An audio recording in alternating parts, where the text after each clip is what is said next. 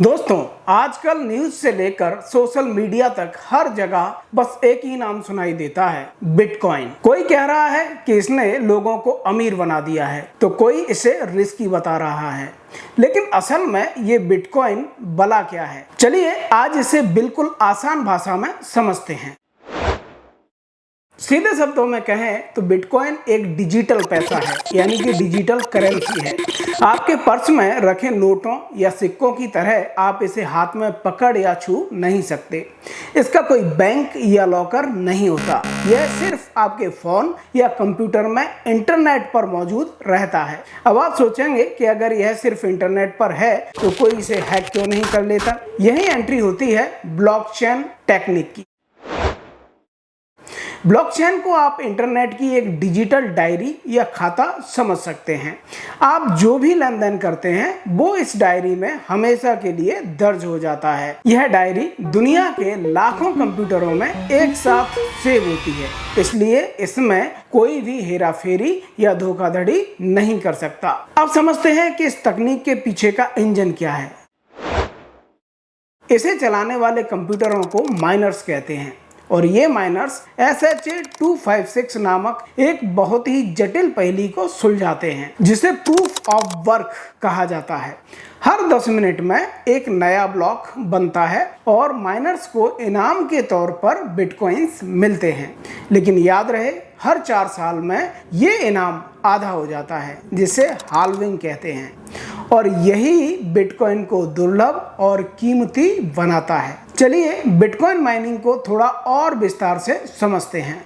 हम सब जानते हैं कि हमारे देश में रुपए रिजर्व बैंक ऑफ इंडिया यानी कि RBI छापता है और अमेरिका में डॉलर वहाँ की सरकार छापती है। लेकिन जरा सोचिए, इंटरनेट का ये डिजिटल सोना यानी कि बिटकॉइन आखिर कौन छापता है? ये आता कहाँ से है? माइनिंग का सीधा सा मतलब होता है खुदाई करना। जैसे जमीन के अंदर से सोना निकालने के लिए फावड़े और मशीनों से खुदाई की जाती है, ठीक वैसे ही डिजिटल दुनिया में बिटकॉइन निकालने के लिए डिजिटल खुदाई की जाती है। लेकिन यहाँ मिट्टी नहीं खोदी जाती, बल्कि इंटरनेट पर कंप्यूटरों का इस्तेमाल किया जाता है। अब समझते हैं कि माइनिंग वास्तव में क्या है। दुनिया भर में हर सेकंड हजारों लोग बिटकॉइन में लेन देन करते हैं। इन सभी लेन देन को चेक और कंफर्म करने का काम कोई बैंक नहीं करता, बल्कि दुनिया भर में बैठे कुछ खास लोग करते हैं, जिन्हें हम माइनर्स कहते हैं। ये माइनर्स अपने बेहद ताकतवर कंप्यूटरों से गणित की बहुत ही मुश्किल पहेलियों यानी कि कॉम्प्लेक्स मैथ पजल्स को सुलझाते हैं और लेन देन को सही साबित करते हैं। इसके बदले में उन्हें मिलता है इनाम यानी कि द रिवॉर्ड, क्योंकि जो कंप्यूटर सबसे पहले इस मुश्किल पहेली को सुलझा लेता है और लेन देन को कंफर्म कर देता है, उसे सिस्टम की तरफ से इनाम मिलता है और ये इनाम होता है एकदम नए बने हुए बिटकॉइन। इसी पूरी प्रक्रिया को बिटकॉइन माइनिंग कहते हैं। क्या आप अपने लैपटॉप से माइनिंग कर सकते हैं?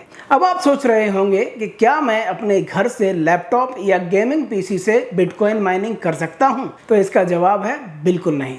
आज के समय में ये गणित की पहेलियां इतनी मुश्किल हो गई हैं कि इन्हें सुलझाने के लिए लाखों रुपए की खास मशीनें, जिनको हम ASIC माइनर्स कहते हैं, और बहुत ही ज़्यादा बिजली की खपत होती है यानी कि ज़रूरत होती है।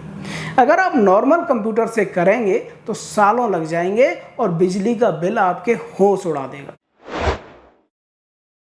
इतनी भारी मशीनें चलाने और बिजली फूंकने के बदले में उस माइनर को क्या मिलता है?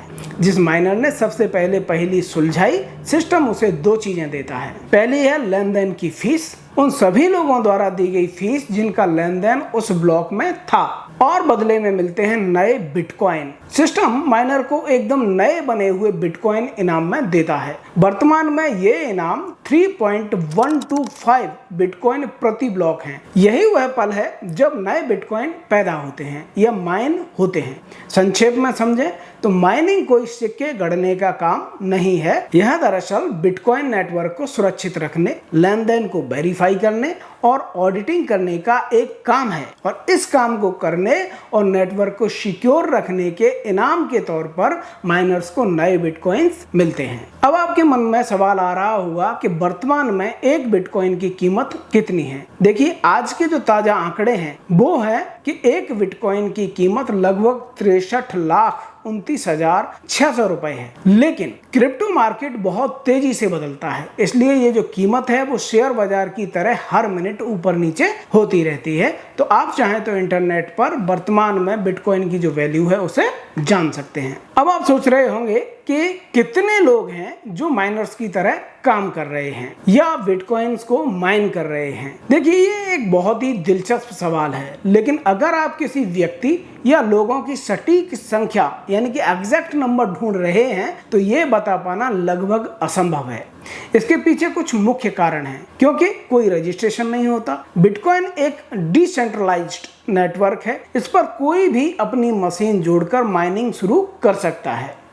किसी सरकारी आईडी या फर्म की जरूरत नहीं होती, इसलिए कोई सेंट्रल डेटाबेस नहीं है जो माइनर्स की गिनती कर सके। अकेले माइनिंग करना अब मुमकिन नहीं है। आज पहेलियां यानी कि पजल्स इतनी ज्यादा मुश्किल हो गई हैं कि कोई एक इंसान अपनी मशीन से अकेले ब्लॉक नहीं ढूंढ सकता। इसलिए लाखों लोग मिलकर ग्रुप बना लेते हैं जिन्हें माइनिंग पूल कहते हैं।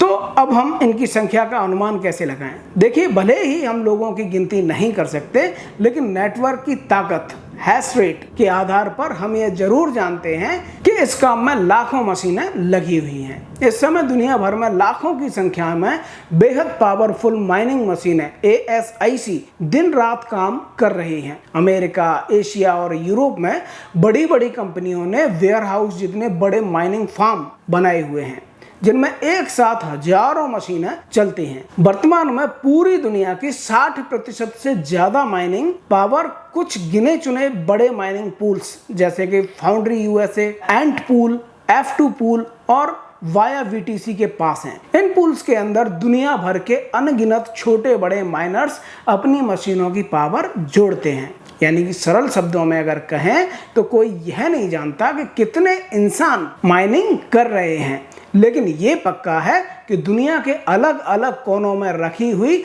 लाखों भारी भरकम मशीनें लगातार बिटकॉइन के इस नेटवर्क को चला रही हैं। क्या भारत में बिटकॉइन लीगल है? देखिए, वैन नहीं है, लेकिन लीगल टेंडर भी नहीं है। भारत में बिटकॉइन खरीदना, बेचना या माइन करना गैर कानूनी नहीं है।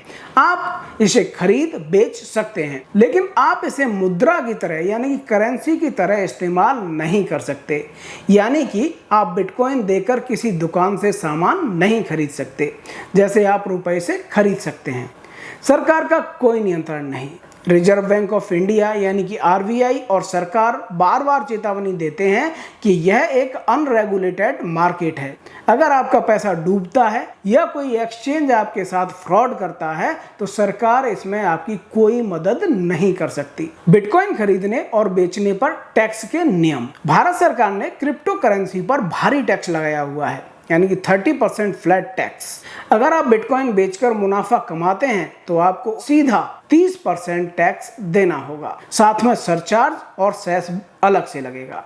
ये टैक्स आपको इनकम स्लैब पर निर्भर नहीं करता, ये तो फिक्स है और साथ ही साथ हर एक लेन देन पर 1% TDS कटेगा। इसका मकसद सरकार के पास आपके हर लेन देन का रिकॉर्ड रखना है। क्या आप जानते हैं कि दुनिया में बिटकॉइन के अलावा भी कई और क्रिप्टो करेंसी मौजूद हैं? देखिए, बिटकॉइन तो इस क्रिप्टो दुनिया का राजा है और सबसे पहले आया था, लेकिन इसके अलावा भी बाजार में हजारों अलग अलग क्रिप्टो करेंसी मौजूद हैं।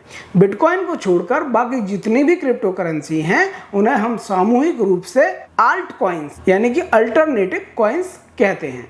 आइए कुछ सबसे मशहूर और अलग अलग तरह के आल्ट कॉइन्स के उदाहरण आसान भाषा में समझते हैं। पहला है एथेरियम यानी कि ETH। देखिए, बिटकॉइन के बाद ये दुनिया की दूसरी सबसे बड़ी और मशहूर क्रिप्टो करेंसी है। इसकी खासियत है बिटकॉइन सिर्फ एक डिजिटल पैसा है, लेकिन एथेरियम एक पूरा डिजिटल प्लेटफॉर्म है।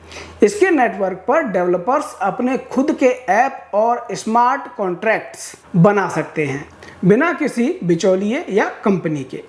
देखिए दूसरी क्रिप्टो करेंसी है टीथर। ये एक स्टेबल कॉइन है। क्रिप्टो की दुनिया जिसे बिटकॉइन या एथेरियम की कीमतें बहुत तेजी से ऊपर नीचे होती हैं, वहीं ये एक स्टेबल कॉइन है। खासियत है एक यूएस डॉलर की कीमत हमेशा लगभग एक अमेरिकी डॉलर के बराबर रखने की कोशिश की जाती है। यह उन लोगों के लिए है जो अपना पैसा क्रिप्टो मार्केट में रखना तो चाहते हैं लेकिन रोजाना के उतार चढ़ाव का रिस्क नहीं लेना चाहते। तीसरी है सोलाना यानी SOL। यह एक बहुत ही एडवांस और तेज क्रिप्टो करेंसी नेटवर्क है। इसकी खासियत यह है कि यह अपनी गजब की स्पीड के लिए जाना जाता है। जहां बिटकॉइन नेटवर्क पर लेन देन कंफर्म होने में कई मिनट लग सकते हैं, वहीं सोलाना एक सेकंड में हजारों लेन देन पलक झपकते ही और बहुत ही कम फीस में पूरा कर सकता है।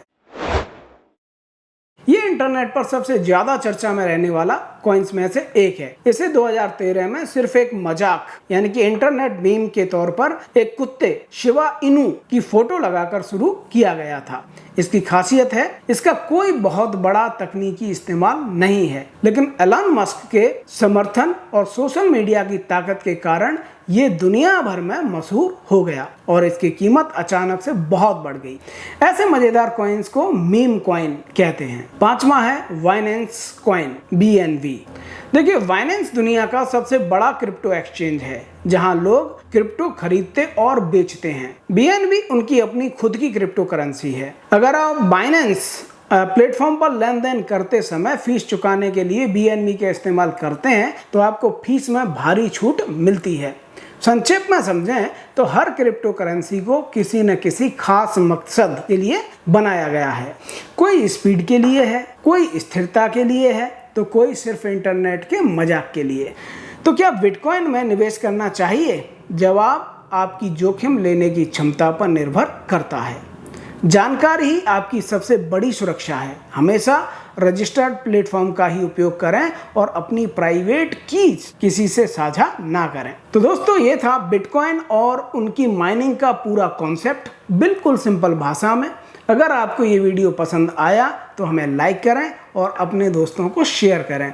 क्या आप चाहते हैं कि मैं किसी और क्रिप्टो टॉपिक पर वीडियो बनाऊं? मुझे कमेंट में जरूर बताएं। चैनल को सब्सक्राइब करना ना भूलें। मिलते हैं ऐसे ही किसी और फाइनेंशियल वीडियो के साथ। तब तक के लिए नमस्कार, धन्यवाद।